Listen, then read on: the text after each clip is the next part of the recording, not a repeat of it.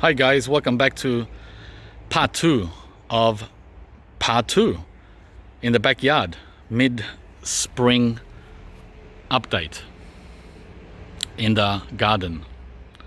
So as I was saying in part 1 of part 2, I took out the mangoes and the jackfruit because we're gonna get some rain tonight after this beautiful weather passes. So I'm not sure if these are freaking out here, these jackfruit, because of dry soil, because it does feel dry, but when I dig deep in, it's moist. In there it's moist. So if it's moist, it can't be water related, but it is extremely dry at the surface. Not sure. I'm afraid to water them because of, well, the same old with these sooks. You watered it too much. You didn't water it enough. Well, which is it? So enough of the mangoes and jackfruit. Let's get back to doing a backyard update.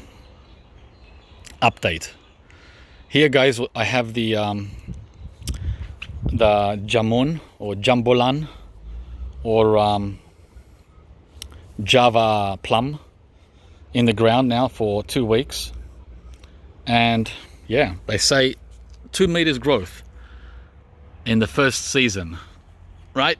That's from now, October, to let's say April, when the season is over, the growing season. Let's see if it lives up to its well,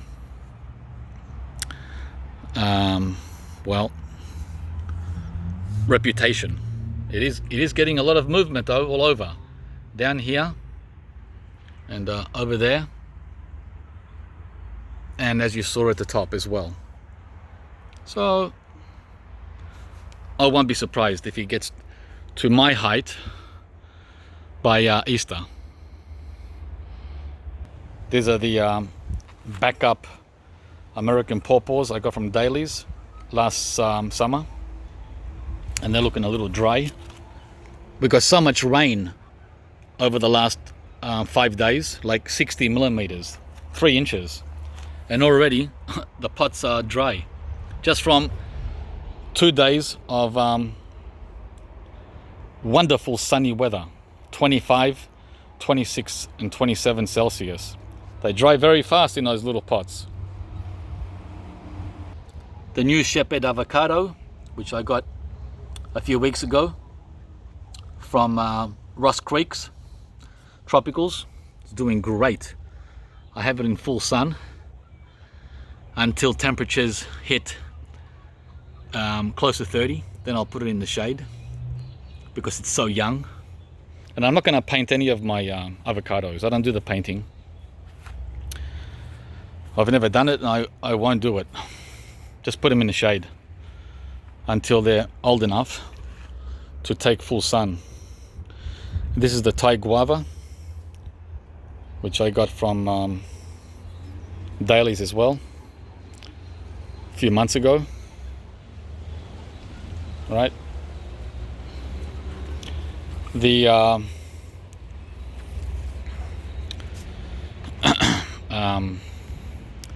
cherry of the Rio Grande has been in the ground now for a couple of weeks. It looks pretty happy there. One of 2 longans that I put in the ground a month ago, Kohala or Kohala varieties. Right, not much going on with these because it's been cold, guys. This has been a much cooler than average spring thus far until this week. Like average temperature of only 17 Celsius. Can you believe it? For the last 6 weeks. So how can I do anything with 17?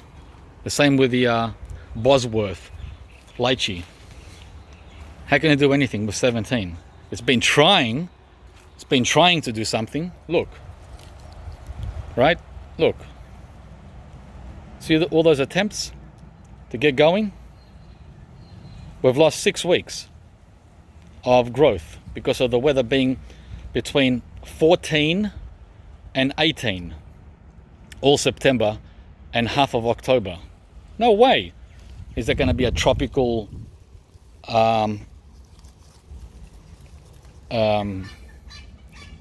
you know, push. Look, it's trying. It's trying. This is my oldest lychee, 4 years old. Bosworth or B3. I've had it in the ground now for 2 years.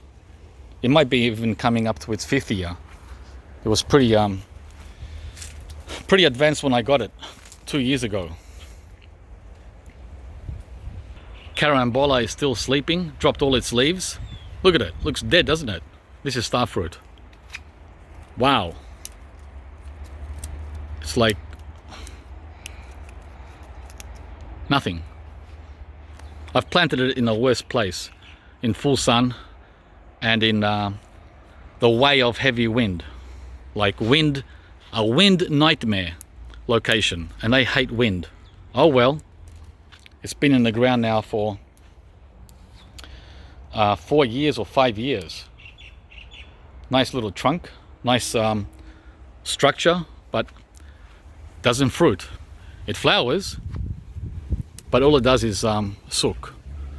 Once the growing season is over, it goes back to being a skeleton at the end of winter and in spring, which is right now. This is the Carey. I pruned lower branches off the Hawaiian guava, so we've got no more branches that are going down to the ground, right? So I got rid of everything underneath. So now it's more of a tree than a shrub, which is exactly how I like my tropicals. You can see now the shape of a tree from the pink guava. See this, it's all open now. This was all bushy before. All of it. You couldn't see through in any direction. Now you can. I took the net off the jaburicaba because I was afraid that those flowers weren't going to get pollinated by the bees because the netting was very fine. And when I last checked, it looks like some of the flowers did pollinate because there's tiny little fruit coming, which is going to be extremely hard to show you guys with the sun being so bright. Oh, here's one. Yeah, good luck showing this. I need a flashlight to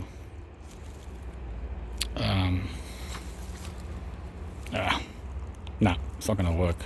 Anyway, that right there is a fruit. That thing there. But like I said, the lighting sucks. Yeah, and there's a few other ones too, scattered throughout along here. Tiny little fruit. There's about, I don't know.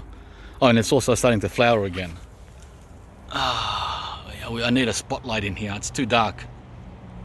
The focus won't work. But I'll come back and show you an update on the jabbo. Looks like we're gonna get some fruit, unless the birds, again, that monkey bird, I call him monkey bird, the wattle. The wattle goes in there like 100 times a day to see what's in there so he can knock it off. And that's why I put the net on, right? Veggie Patch is loving this extreme sunshine, just like I am. This is, now this is tomato weather that we're having today. Not 14 or 16, but 25 to 30 Celsius. Thank you very much. You watch these just skyrocket now. In 2 weeks they'll be over 1 meter tall.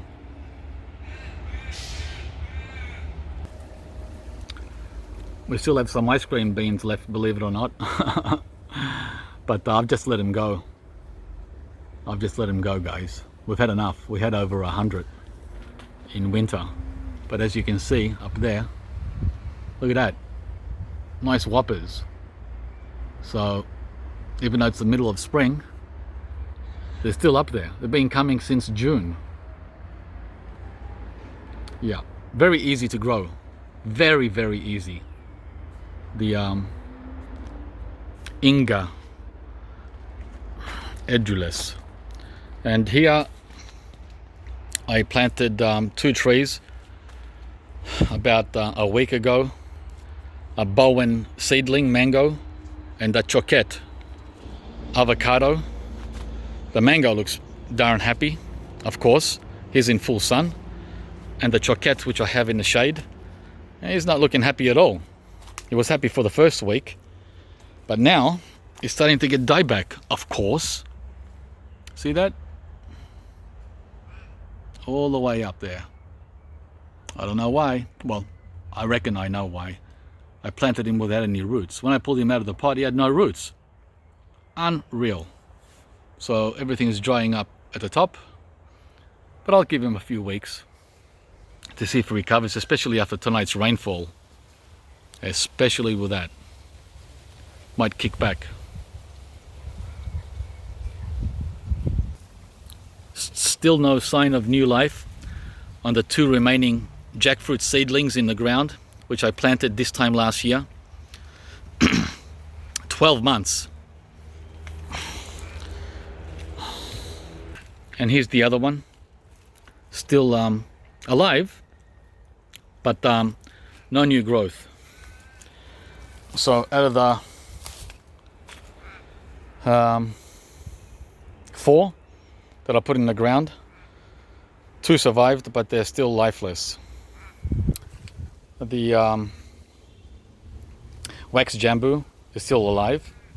Lost its right side, right? All that's dead. The left side is alive. Our leaves are still on there. Just waiting now for some sign of new life, new growth to come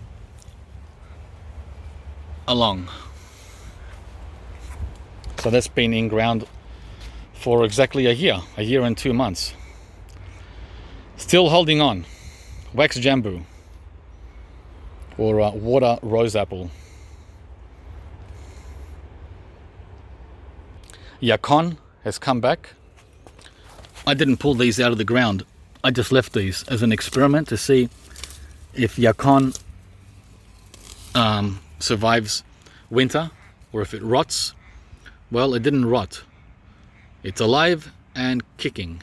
And I'm sure there's a lot of tubers under there which are saying, come and get us.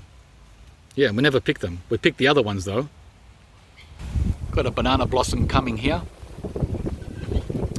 on this bunch right there in the middle. There it is, see it? Right there in the middle. Ready to blossom.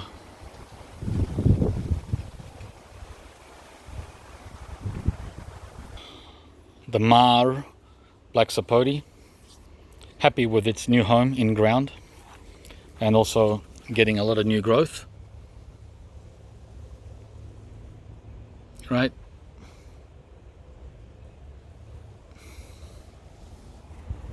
But the other one, which I planted also on the same day, dropped all its leaves. It's only a stick now. The Superb variety, just waiting on him to come back with new growth. Yeah, he's even died back at the top. It's only been in the ground for 3 weeks. I planted these in around mid-late September when we still had shocking nighttime temperatures of 4 to 8 Celsius. Yeah, I should have waited until now. So remember, you've asked me so many times, guys, when is the best time to plant tropical trees in Melbourne?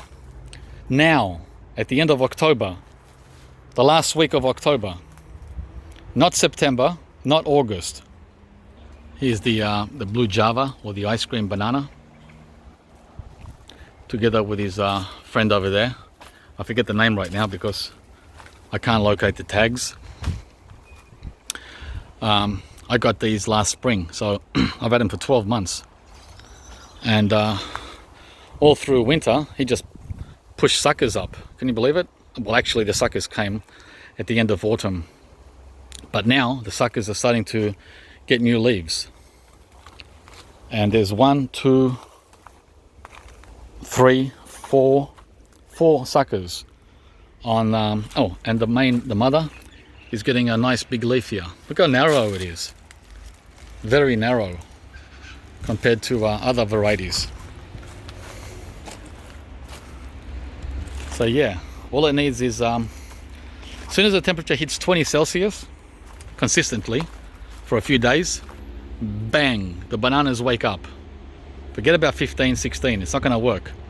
They're still going to stay dormant.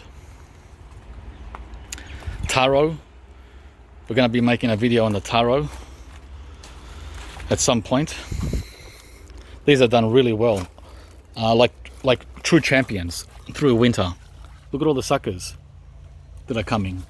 These guys here, these are suckers, new growth. These were even coming up over winter, right?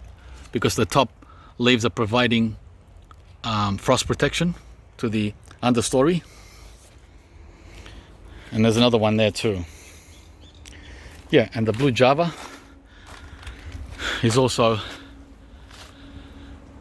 giving us its first new leaf for spring. You remember me showing you the passion fruit on the front yard up against the house brick wall? Look at this passion fruit up against the back fence. What a difference, huh? There's no heat here. Well, a wooden fence is not gonna bounce any heat off itself like bricks do, right? Even though this gets full sun here for 6 hours a day in winter, it wasn't enough. Wasn't enough for this passion fruit. 2 of them. We've got 2 passion fruits here. But it's not dead, guys. It's not dead. There is life coming. Or seems to be.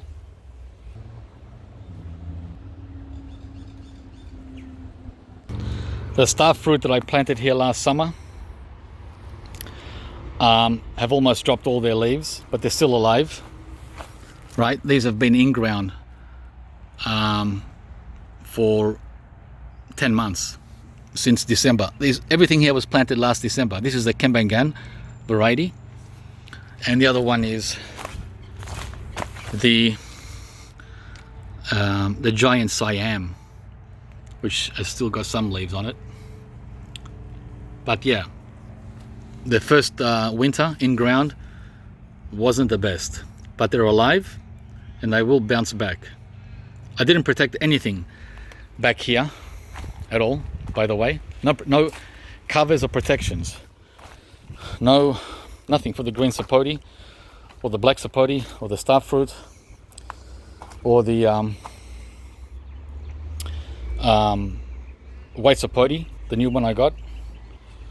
As you can see, its leaves are freaked out because of the cold. See how they're all turned in, trying to protect itself from cold. Those late night cold spells in winter and early spring. This is the Max Golden. Yeah. And here is Dwarf Macadamia, the A16, which is done really, really well. It absolutely loves the cold, loves winter. A non-complainer. Look at him. Huh? Compared to the other ones I showed you. See the difference? Look. Same with the loquat, of course. Needless to say, loquat is like cold. I don't even know what cold means. This is what he's looked like all winter. This is also a dwarf, Nagasaki Wazi. Yeah, so the take-home message here, I'm learning a lot from this new garden bed. Do not plant young tropicals like this Sapodia. Yeah, look how small he is. He's like barely 20 inches. 40 centimeters. I don't think he made it. I think he's dead. It's just a seedling too. Yep. People that think Sapote is tough and can take winter, you better redo all your homework and research. Not in my 9B, it's not. That's the last leaf on him.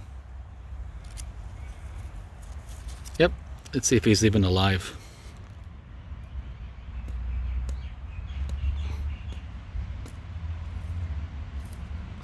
Nope. Let's go deeper. No. He's dead all the way down to the ground.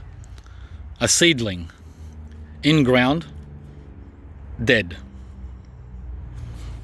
Sapote, Chico Sapote. So that's what I'm learning. I hope you're learning this too. Okay, the last two trees that I have in this area, I had them covered over winter. The only ones I had covered with frost cloth. Otherwise, both of them, even though they're a lot older than the Chico Sapote, right? They would have also been dead. Both of them would have been dead if I didn't cover them. Even though that Roolinia is 3 years old and this egg fruit canistel is 2 years old, they both would have not survived without the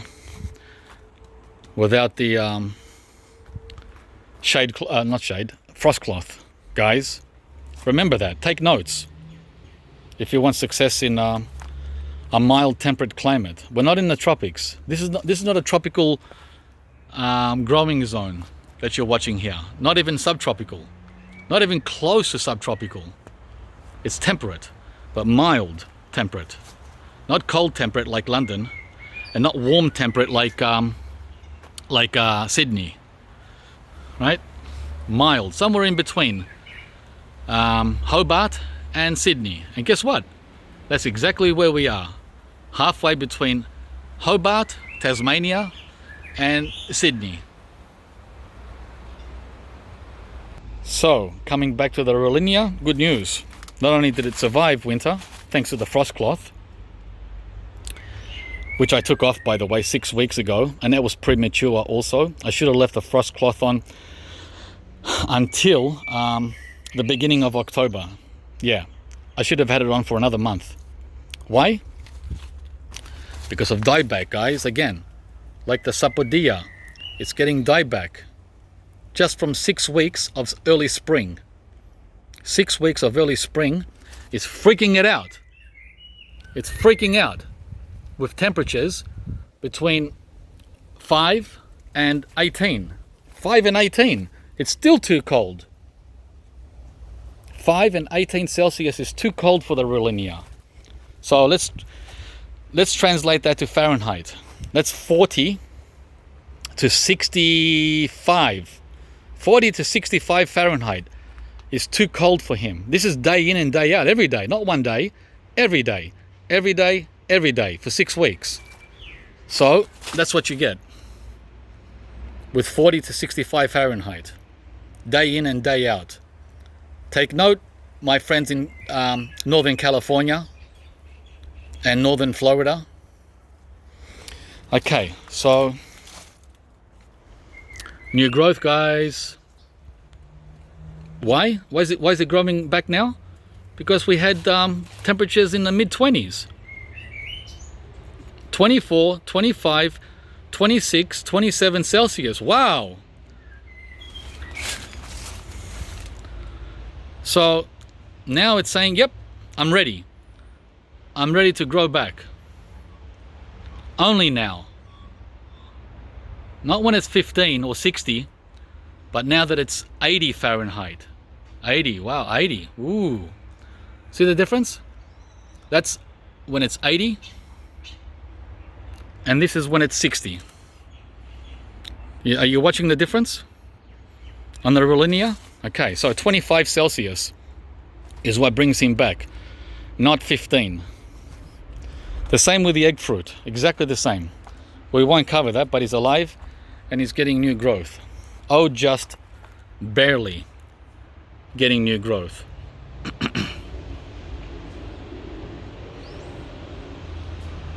See that? Now that the temperature is over 20 Celsius. He's not going to do this when it's 15. What? No way. Oh man, what a ordeal. Getting these guys through 6 months of... Look, you can't even see the tree. It hasn't got a single leaf on it. What an ordeal. I'll do an update on that greenhouse in another video. Too much to cover.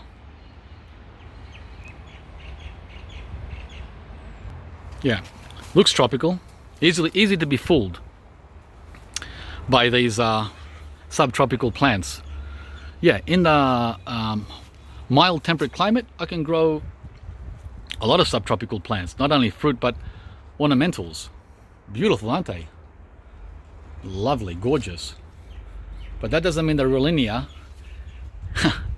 is gonna react the same as these flowers. The Roolinia's got is from another world. It's from the true tropics. Wonderful news from the Pinkerton, a full recovery. Oh man, hallelujah. You know how last summer he decided to give me over 100 little fruitlets, but not one single new leaf? Look at it now. Wow. Full recovery on the Pinkerton.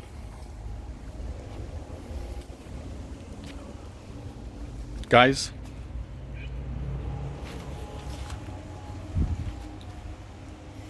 so pleased. So you get bad news and good news at Fruitopia.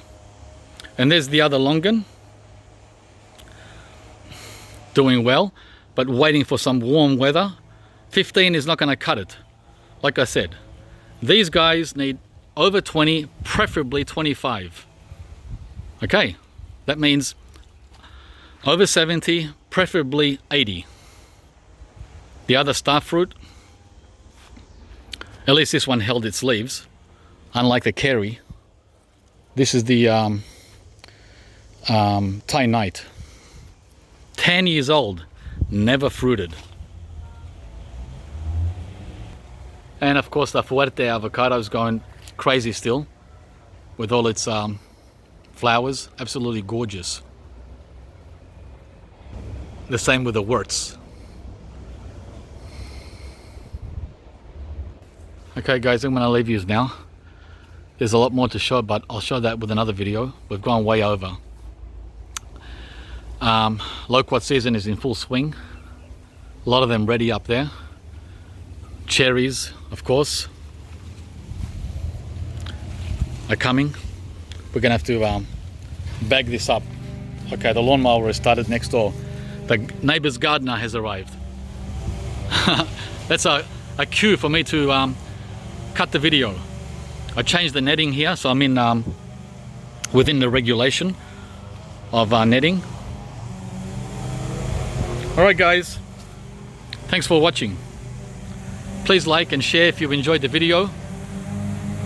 And we hope to see you back again for the next video. Please subscribe if you haven't. And that's all for now. Don't forget to go back to part 1 of this second part of mid-spring in Melbourne at Fruitopia. Bye guys.